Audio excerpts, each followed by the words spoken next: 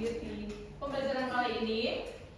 Nah, sebelum itu Ibu akan sedikit mengulas minggu kemarin kita telah membahas tentang pengertian teks pidato, kemudian kita juga telah membahas tentang struktur teks pidato. Nah, untuk kali ini kita masih sama akan membahas tentang teks pidato, tapi sebelum itu Ibu akan bertanya dulu nih kepada teman-teman.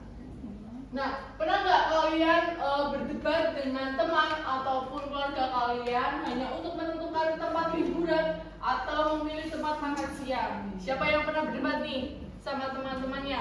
Pasti sering ya teman-teman? Iya. Ataupun kalian pernah berdebat tentang pasangan nggak nih? Bapak pernah ya berarti ya? Pasangan ya? Ibu, iya pernah. Hari ini kita akan membahas tentang ciri-ciri teks diskusi. Nah, harapannya setelah mempelajari teks diskusi, kalian dapat menemukan ciri-ciri teks diskusi dengan tepat dan juga dapat menelaah dengan kritis. Nah, teman-teman, coba berada yang ke depan. Jadi di dalam teks diskusi itu ada 4 ciri-ciri. Yang pertama, memiliki masalah atau topik yang akan dibahas. Nah, pastinya ketika kita mau berdiskusi nih dengan teman, pastinya kita harus mempunyai terlebih dahulu isu atau topik yang akan dibahas. Contohnya, sekarang kan masih zamannya Piala Dunia ya teman-teman. Nah, itu kita bisa jadikan topik untuk berdiskusi dengan teman. Terus kemudian yang kedua itu ada memiliki argumen pro. Yang ketiga memiliki argumen kontra. Terus yang terakhir pastinya memiliki simpulan ataupun resolusi. Nah, ini tadi yang pertama itu memiliki topik, isu atau masalah yang dibahas untuk membantu menetapkan fokus dan juga arah diskusi sehingga pembaca dapat memahami secara jelas mengenai hal yang akan dibahas. Kemudian yang kedua itu memiliki argumen pro, yaitu pendapat yang mendukung atau menyatakan pandangan positif terhadap isu yang akan dibahas. Nah, tujuannya juga untuk menjelaskan kepada pendengar bahwa argumen pro itu perlu untuk didukung. Kemudian yang ketiga itu memiliki argumen kontra. Nah, argumen kontra sendiri itu pendapat yang menentang atau menyatakan pandangan negatif terhadap isu yang akan dibahas. Nah, yang terakhir itu memiliki simpulan atau resolusi yang berisi rangkuman singkat dan penilaian akhir terhadap isu yang akan dibahas.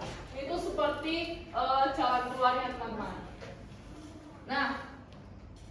Nah ini Ibu ada teks diskusi. Coba Ibu pengen siapa ya? Mbak Ilma, coba bacakan mana yang termasuk isu Mbak Ilma. Penggunaan media sosial di kalangan pelajar menjadi topik yang banyak diperbincangkan karena menimbulkan berbagai dampak dalam kehidupan sehari-hari. Oke, betul. Jadi apa isunya teman-teman?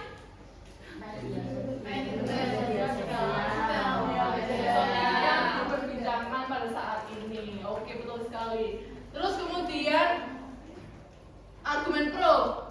Coba Mbak Maula, mana argumen pro-nya Mbak Maula?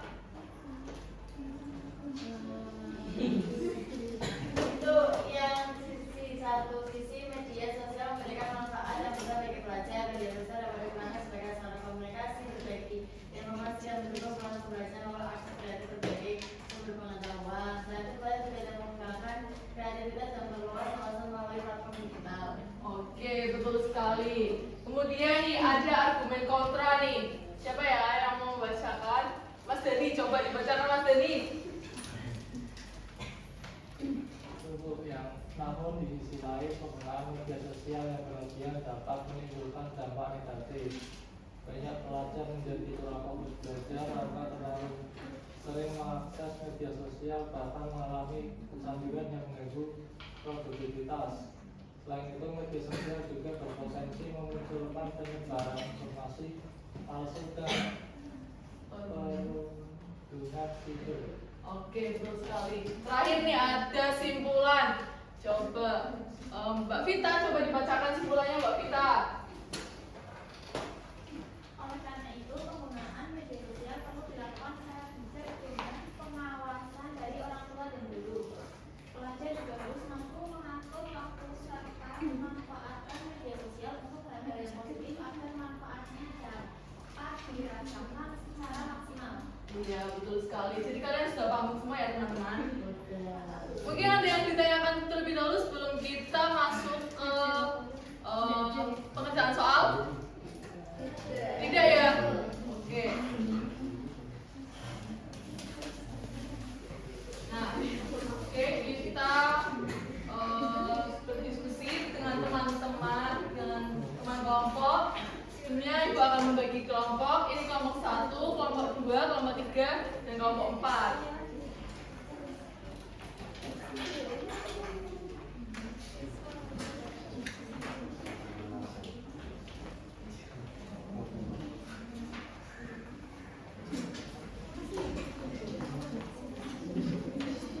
Oke teman-teman, diperhatikan dulu.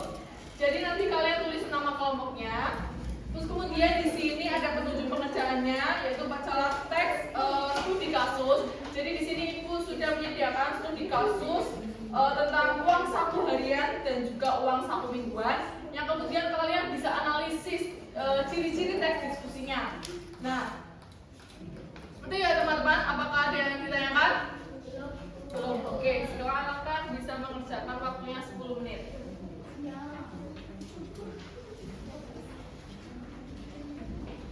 Ada kesulitan Mbak Putri?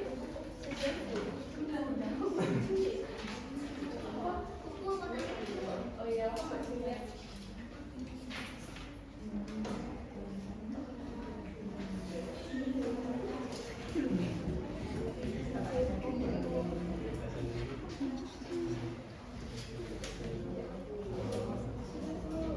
Oke, waktunya sudah habis. Silakan perwakilan kelompok yang mau maju siapa? Oke, kelompok 4 silakan Mbak Cynthia bisa menyampaikan hasilnya.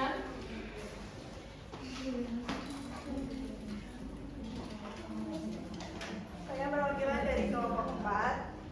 Pertanyaan yang pertama, apa masalah utama atau isu yang sedang diperdebatkan? Jawabannya perdebatan mengenai sistem pemberian uang saku untuk anak SMP. Apakah sebaiknya diberikan setiap hari atau harian atau sekaligus untuk 1 minggu atau mingguan? Pertanyaan yang kedua, tuliskan alasan dari pihak yang setuju atau mendukung uang saku harian. Jawabannya lebih aman karena jatahnya sudah pasti atau anak tidak akan kehabisan uang di tengah minggu. Orang tua lebih mudah memantau jajan anak sehari-hari.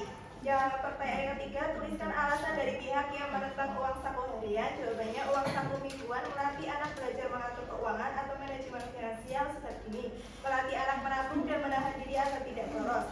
Pertanyaan yang keempat, bagaimana cara penulis mengakhiri perdebatan ini? Apakah berpihak pada satu sisi atau mencari jalan tengah?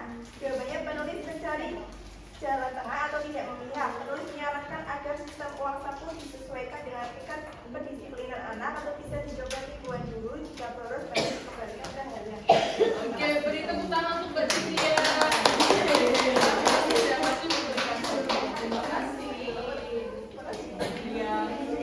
Oke teman-teman, jadi yang disampaikan oleh kelompok 4 tadi sudah bagus sekali analisisnya, sudah jelas ciri-ciri teks diskusinya mulai dari isu sampai dengan simpulan. Nah, sebelum Ibu tutup pembelajarannya, Ibu akan memberikan simpulan terlebih dahulu bahwa hari ini kita telah mempelajari teks diskusi dan juga ciri-cirinya. Bagaimana teman-teman? Apakah hari ini ada kesulitan nggak pembelajaran pada hari ini? Tidak. Oke, nah jadi teks diskusi itu adalah narasi pendapat atau gagasan yang dikemukakan dalam membahas suatu permasalahan. Nah, ciri-ciri dari teks diskusi itu ada 4. Yang pertama, memiliki permasalahan yang akan dibahas, kemudian memiliki argumen pro dan juga kontra, dan yang terakhir memiliki simpulan. Oke, minggu depan masih sama, kita akan membahas tentang kaidah kebahasaan teks diskusi. Nanti teman-teman bisa dipelajari terlebih dahulu di rumah. Nah, Ibu tutup pembelajaran pada siang hari ini. Terima kasih yang sudah hadir. Kurang lebihnya mohon maaf. Wassalamualaikum warahmatullahi wabarakatuh. Waalaikumsalam.